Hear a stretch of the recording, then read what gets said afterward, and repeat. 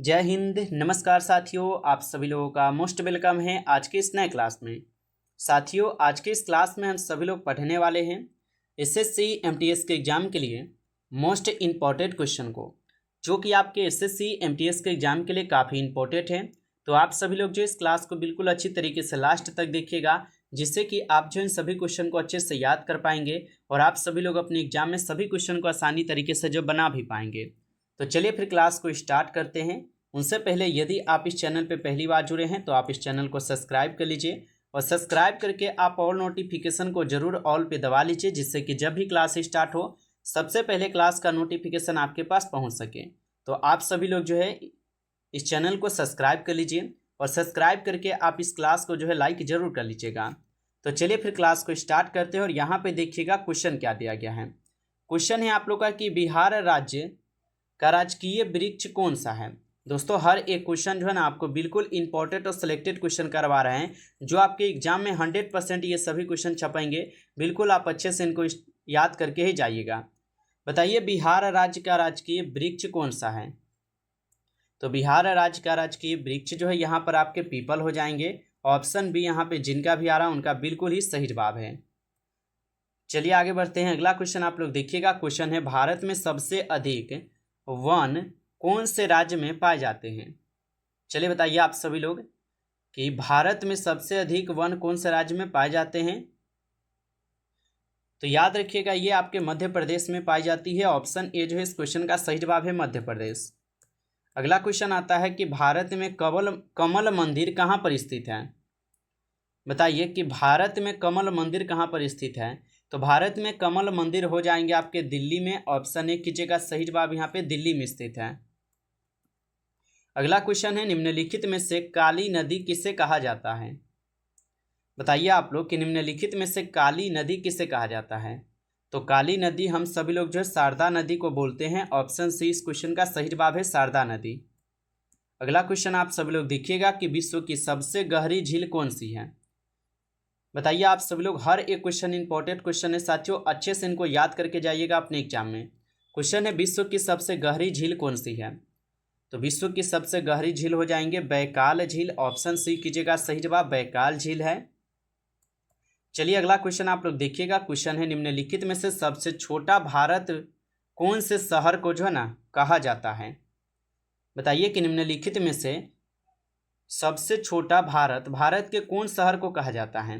तो निम्नलिखित में से छोटा भारत कौन से शहर को कहते हैं। तो ये कहते हैं दिल्ली शहर को। ऑप्शन यहाँ पे आप लोग बी कीजिएगा, सही जवाब दिल्ली शहर को कहते हैं।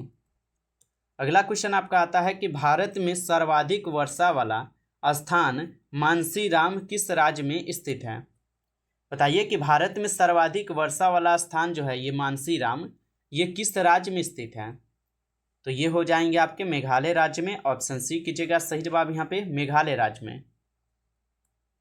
आगे आपका यहाँ पे क्वेश्चन आता है महात्मा गांधी जी के जन्म दिवस को किस रूप में मनाया जाता है।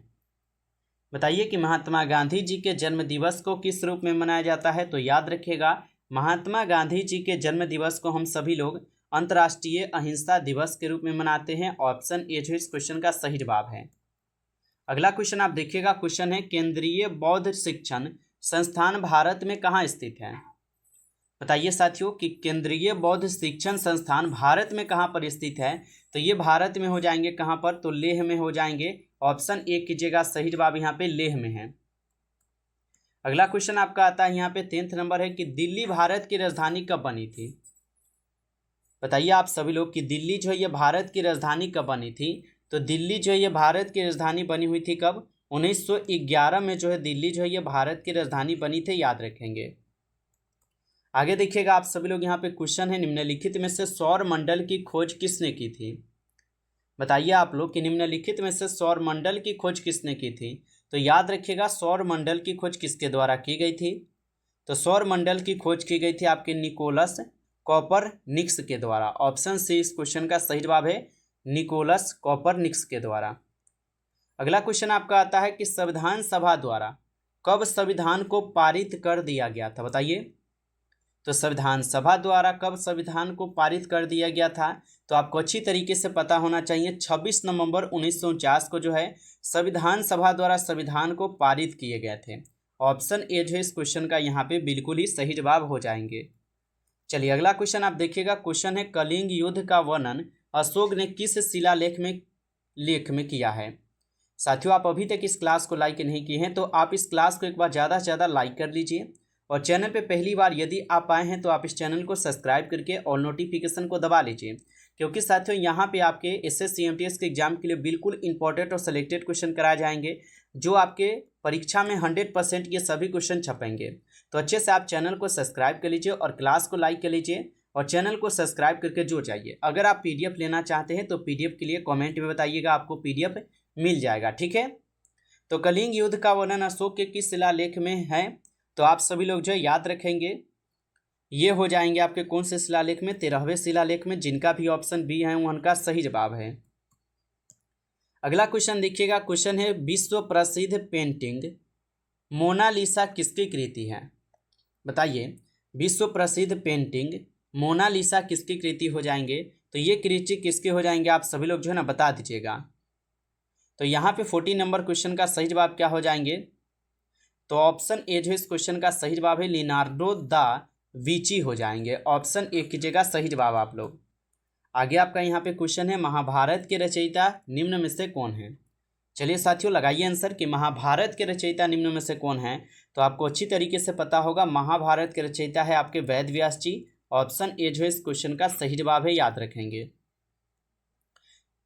चलिए आगे देखते हैं अगला क्वेश्चन क्या है आप सभी लोग का। अगला क्वेश्चन आता है आप लोग का कि निम्न में से काजीरंगा राष्ट्रीय अभयारण्य किस राज्य में जो है स्थित है? बताइए, निम्न में से काजीरंगा राष्ट्रीय अभयारण्य किस राज्य में स्थित है? तो ये आपके असम राज्य में है। ऑप्शन सी इस क्वेश्चन का सही जवाब है, असम राज्य। अगला क्वेश्चन आता है कि छत्तीसगढ़ राज्य की स्थापना किस तिथि को हुई थी? तो छत्तीसगढ़ राज्य की स्थापना किस तिथि को हुई थी? तो छत्तीसगढ़ राज्य की स्थापना की गई थी कब? तो इनकी स्थापना 1 नवंबर 2000 ईस्वी को हुई थी। ऑप्शन ए कीजिएगा आप सही जवाब, 1 नवंबर 2000 ईस्वी को। चलिए अगला क्वेश्चन देखिएगा। क्वेश्चन है बिहार का महापर्व किसे कहा जाता है? तो बिहार का जो महापर्व है ये किसे कहा जाता है?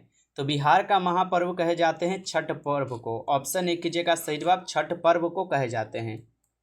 अगला क्वेश्चन आप देखिएगा। क्वेश्चन है हरियाणा के सबसे बड़ा नगर का नाम क्या है?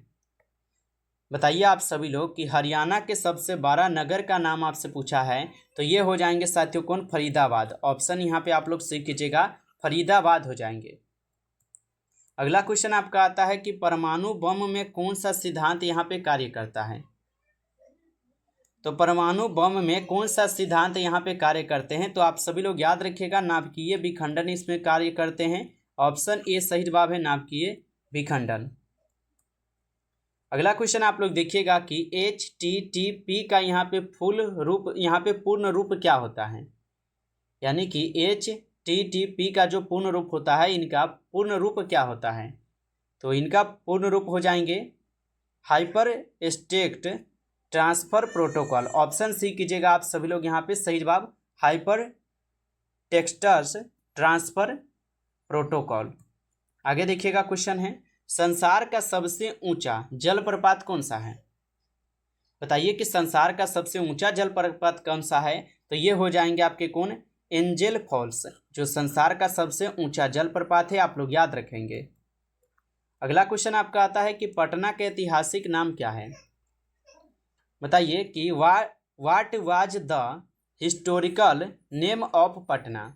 तो पटना का जो ऐतिहासिक नाम था, इसका ऐतिहासिक नाम क्या हो जाएंगे? तो इनका ऐतिहासिक नाम आपको पता होगा, पाटलिपुत्र के नाम से पहले इनको जाना जाता था। चलिए आगे देखते हैं। अगला क्वेश्चन है आप सभी लोग का यहाँ पे कि संसार की सबसे बड़ी झील कौन सी है? बताइए कि संसार की सबसे बड़ी झील पूछा है आपसे, कौन सा है? तो बता दीजिएगा कैस्पियन सागर जो है ना, ये संसार का सबसे बड़ी झील है। आप लोग अच्छे से इनको याद रख लीजिएगा। आगे आपका क्वेश्चन आता है बैंकिंग क्षेत्र किस क्षेत्र के अंतर्गत आता है? बताइए कि बैंकिंग क्षेत्र किस क्षेत्र के अंतर्गत आता है? तो बैंकिंग क्षेत्र जो है ये आते हैं आपके सेवा क्षेत्र के अंतर्गत। ऑप्शन आप लोग बी कीजिएगा, सही जवाब सेवा क्षेत्र। अगला क्वेश्चन आपका आता है, क्वेश्चन है कि भारतीय स्टेट बैंक का पुराना नाम क्या था। बताइए कि what was the old name of state bank of India. तो भारतीय स्टेट बैंक का जो पुराना नाम था, इनका पुराना नाम आपसे पूछा है तो लगा दीजिएगा इंपीरियल बैंक ऑफ इंडिया इनका पुराना नाम था। ऑप्शन ए सही जवाब हो जाएंगे। अगला क्वेश्चन आता है, कंप्यूटर साक्षरता दिवस जो है ना कब मनाया जाता है। तो कंप्यूटर साक्षरता दिवस कब मनाई जाती है, तो याद रखेंगे कंप्यूटर साक्षरता दिवस मनाई जाती है कब, तो ये मनाई जाती है आप लोग का यहाँ पे 2 दिसंबर को। ऑप्शन यहाँ पे आप लोग जो है बी कीजिएगा, सही जवाब 2 दिसंबर को। अगला क्वेश्चन आता है कि उगते सूरज की भूमि किस देश को कहा जाता है। बताइए कि उगते सूरज की भूमि किस देश को कहा जाता है, तो ये कहे जाते हैं आपके जापान को, जो कि ऑप्शन यहाँ पे आप लोग का बी सही जवाब है। जापान को उगते सूरज की भूमि भी कहा जाता है। अगला क्वेश्चन आपका आता है कि विश्व का सबसे बड़ा देश कौन सा है। बताइए कि विश्व का सबसे बड़ा देश आपसे पूछा है कौन सा है, तो विश्व का सबसे बड़ा देश हो जाएंगे आप सभी लोग का यहाँ पे रूस। रूस जो है ये विश्व का सबसे बड़ा देश है। अगला क्वेश्चन आपका आता है कि कान्हा राष्ट्रीय उद्यान कहाँ स्थित है। बताइए कि कान्हा राष्ट्रीय उद्यान कहाँ पर स्थित है, तो where is the Kanha national park located. तो कान्हा राष्ट्रीय उद्यान हो जाएंगे कहाँ पर, मध्य प्रदेश में। ऑप्शन ए कीजिएगा, सही जवाब मध्य प्रदेश। नमस्कार साथियों, इस क्लास में कुल 30 ही क्वेश्चन थे जो कि काफ़ी इंपॉर्टेंट और सेलेक्टेड क्वेश्चन थे। ये सभी क्वेश्चन जो आपके परीक्षा में 100% ये सभी क्वेश्चन आएंगे। अच्छे से आप इनको याद करके जाइएगा।